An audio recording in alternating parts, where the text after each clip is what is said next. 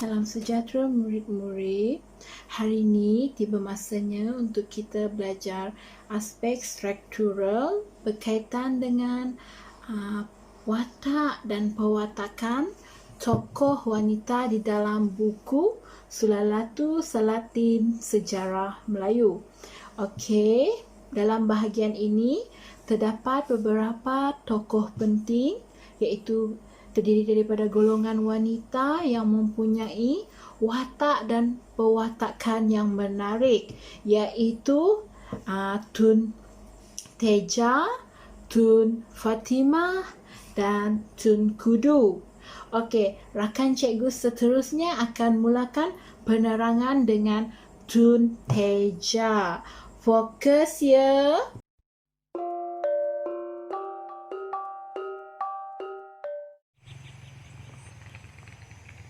Dalam sejarah Melayu seperti Sulalatu Salatin banyak menceritakan mengenai golongan wanita yang berada dalam taraf golongan diraja atau golongan bangsawan.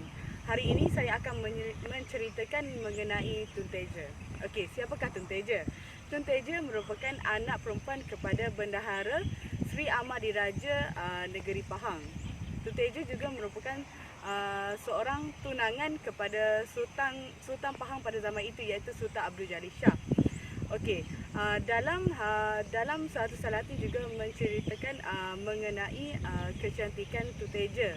Kecantikan Tun Teja amatlah disegani dan digilai oleh pemuda-pemuda pada zaman Kesultanan Melayu Melaka, termasuklah Sultan sendiri, iaitu Sultan Mahmud Shah.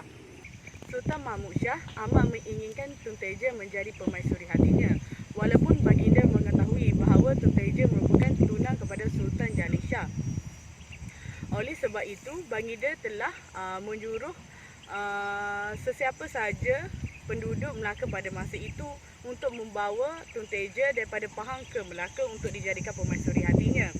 Perkara tersebut didengari ke telinga Han Nadim. Han Nadim merupakan Laksamana Melaka pada zaman itu.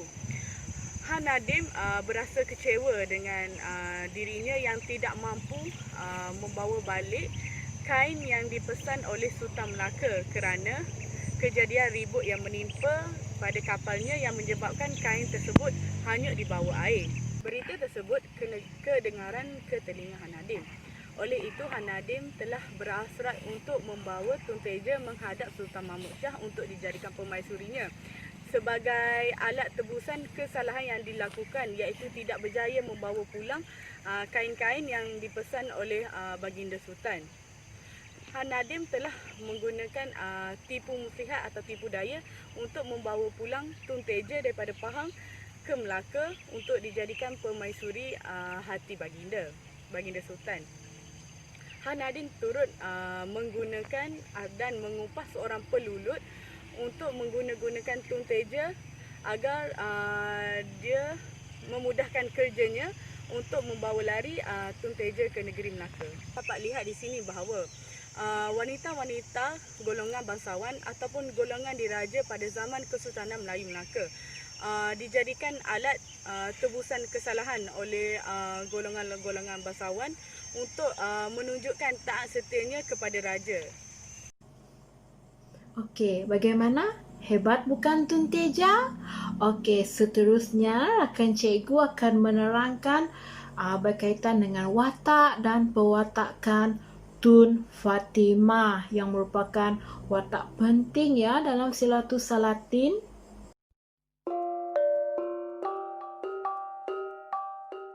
Assalamualaikum dan salam sejahtera.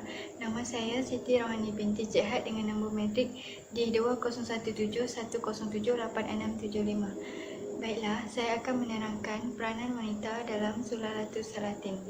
Terdapat beberapa nama wanita yang disebut dalam Sulalatu Salatin. Antaranya ialah Tun Teja, Tun Kudu dan Tun Fatimah. Saya akan menerangkan peranan Tun Fatimah yang dinyatakan dalam Sulalatu Salatin. Sedikit latar belakang mengenai Tun Fatimah. Tun Fatimah merupakan anak kepada Bendahara Seri Maharaja atau lebih dikenali sebagai Tun Mutahir. Beliau memiliki paras rupa yang sangat cantik. Selain itu, Tun Fatimah juga merupakan tunang kepada Tun Ali yang juga sepupu kepada beliau. Ekoran kecantikan yang dimiliki oleh Tun Fatimah, Sultan Mahmud berkenan untuk menjadikan Tun Fatimah sebagai isteri baginda.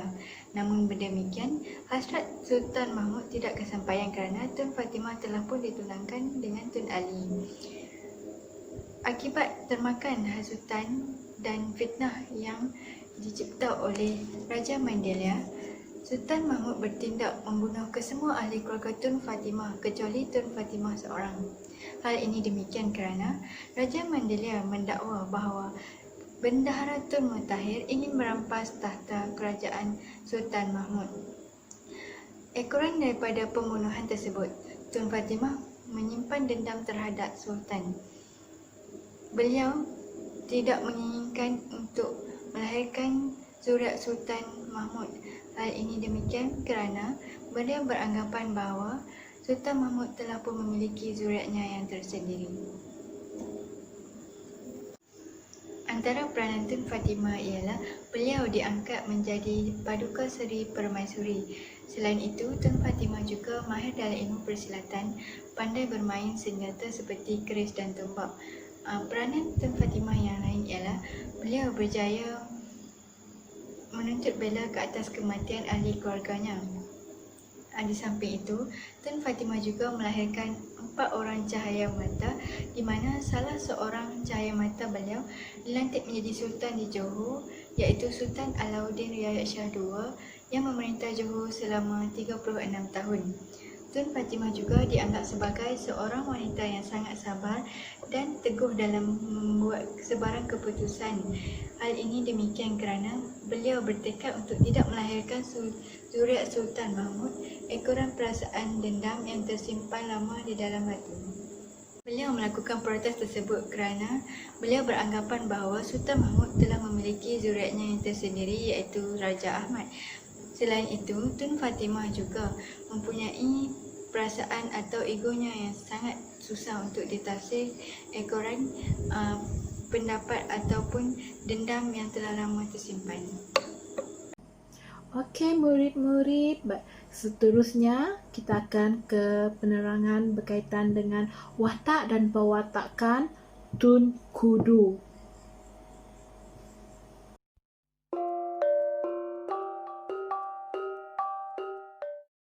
Okey, seterusnya pula kita beralih kepada Tun Kudu.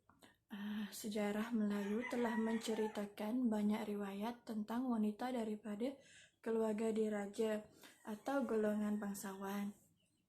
Kerap sekali ia membawa gambaran yang Sultan sentiasa menjadikan wanita sebagai alat gundi atau perempuan simpanan.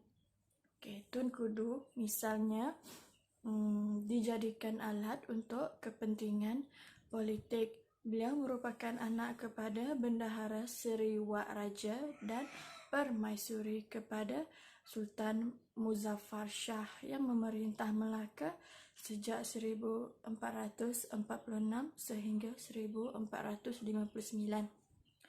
Tanpa mengira hati dan perasaan Tun Kudu, Sultan Muzaffar Shah tidak teragak-agak untuk menceraikannya dan dikahwinkannya pula dengan Bendahara Seri Naradiraja. Baginda berbuat begitu untuk mendamaikan bendahara tersebut dengan Paduka Raja Tun Perak, iaitu saudara Tun Kudu. Tindakan baginda tersebut merupakan satu tamparan hebat kepada kaum wanita. Dalam kes ini pula, Tun Kudu bukan sahaja menjadikan darjatnya turun, iaitu daripada isteri kepada seorang raja kepada isteri pembesar, tetapi terpaksa menjadi isteri kepada seorang suami yang sudah lanjut usianya. Bendahara Seri Naradiraja sanggup bersara dengan syarat Tun Kudu dijadikan sebagai isterinya. Di sini dapat kita lihat bahawa Tun Kudu sanggup berkorban dirinya supaya abangnya dapat dilantik sebagai bendahara. Beliau boleh diibaratkan sebagai lilin yang membakar diri sendiri untuk menerangi orang lain. Inilah nasib dan kedudukan wanita Melayu di Melaka. Baiklah murid-murid, selesai sudah penerangan berkaitan watak dan pewatakan tokoh wanita di dalam Sulalatus Salatin.